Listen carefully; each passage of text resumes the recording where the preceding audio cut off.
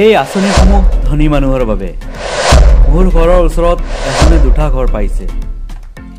ধনীৰ গোহালিৰ ফটো লৈ যায়, দুখীয়াৰ ভঙা ঘৰৰ ফটো নিনিয়ে। ট্ৰাক্টৰ থকা মানুহে ঘৰ পাইছে। চৰকাৰী চাকৰি থকা মানুহে ঘৰ পাইছে। ধনী মানুহে ঘৰ পাই থাকে, আমি দুখীয়া হৈ ঘৰ এটা পোৱা নাই। ধনী মানুহকে সকলোৱে যে চিনি পায়, দুখীয়াক কোনেও চিনি নাপায়। ঠিকমতে সাৰ্ভে হোৱা নাই, মই চ্যালেঞ্জ কৰিছোঁ। বন্ধুসকল, ভিডিঅ' যিমানে শ্বেয়াৰ হ'ব সিমানে দুখীয়াৰ কণ্ঠ মুখ্যমন্ত্ৰীয়ে শুনিবলৈ বাধ্য হ'ব।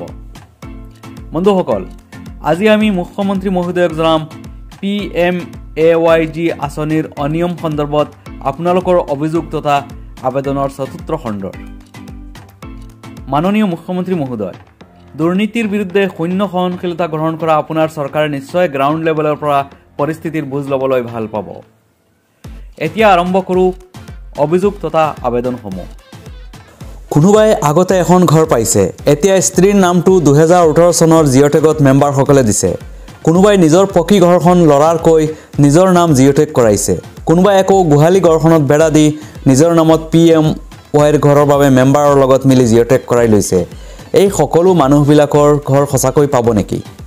2 নম্বৰ, দুখীয়া মানুহে যিখিনি টকা পায় এইখিনিতে ঘৰ নহয়, তাৰ পৰা গুচ দিব লাগে। তেনেহ'লে ঘৰ কেনেকৈ নিৰ্মাণ কৰিব? বুজ খোৱা মানুহখিনিক কিবা এটা কৰক হিমন্ত ছাৰ। 3 নম্বৰ, এই আঁচনিসমূহৰ দায়িত্বত থকা চৰকাৰী কৰ্মচাৰীসকলে বদমাচি কৰে। 4 নম্বৰ, বাদ দি মই বহুত চাইছোঁ, পকা ঘৰ থকা মানুহে দুবাৰকৈ ঘৰ পাইছে, কিন্তু আমাৰ থাকিবলৈ ঘৰ নাই, কিন্তু আমাৰ লিষ্টত নাম নাই। সকলো চেঞ্চাছ টকাৰ পিছতো নাম নাই। মই হাপেচাৰা পঞ্চায়তৰ পৰা কমেণ্ট কৰিছোঁ।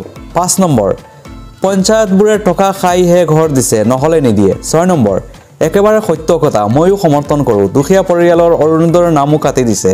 যিজনক ছাৰ্ভে কৰিবলৈ দিছে তেওঁ নোচোৱাকৈয়ে কাটি দিছে। 7 নম্বৰ, অসমৰ সকলো ঠাইতে একেই পৰিস্থিতি। জব কাৰ্ড পোৱা 6 বছৰ হ'ল, আজিলৈকে একো নাই। চৰকাৰী ঘৰৰ লিষ্টত নাম আহিল, ঘৰ নাই, সকলো টকাৰ খেল। 8 নম্বৰ, সঁচা কথা, পকী ঘৰ থকা মানুহেও চৰকাৰী ঘৰ পাইছে, কিন্তু কেইখনমান টিনেৰে চালি এখন দি কোনোমতে জীয়াই টকাজনে কিন্তু ঘৰ পোৱা নাই। 9 number, very good brother, in our Kamalpur block at Bordekpar panchayat same condition, thank you brother. 10 number, অতি সুন্দৰ বাতৰি, মুখ্যমন্ত্ৰী মহোদয় হাজো সমষ্টিৰ প্ৰায় পঞ্চায়তসমূহত দুৰ্নীতিৰে ভৰি আছে। একেটা পৰিয়ালে PMAYৰ ঘৰ দুবাৰকৈ পাইছে। চৰকাৰী চাকৰি কৰা ব্যক্তিয়ে ঘৰ পাইছে। ডাঙৰ ডাঙৰ অট্টালিকা থকা ব্যক্তিয়েও PMAYৰ ঘৰ পোৱা আমাৰ দৃষ্টিগোচৰ হৈছে।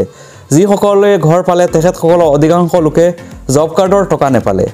এজন বেনিফিচিয়াৰী দুটা পঞ্চায়তৰ পৰা এটা বৰ্ষত কেনেকৈ 2টি PMAYৰ ঘৰ পালে তাৰ ওপৰত এটি তদন্ত কৰাৰ নিৰ্দেশ প্ৰদান কৰিব লাগে। মুখ্যমন্ত্ৰী মহোদয়ে অনতিবিলম্বে এটি উচিত তদন্ত কৰি দোষীক শাস্তি প্ৰদানৰ ব্যৱস্থা কৰিব বুলি আশা কৰিলোঁ। বিশেষ দ্ৰষ্টব্য, আমাৰ হাতত তথ্য মজুত আছে।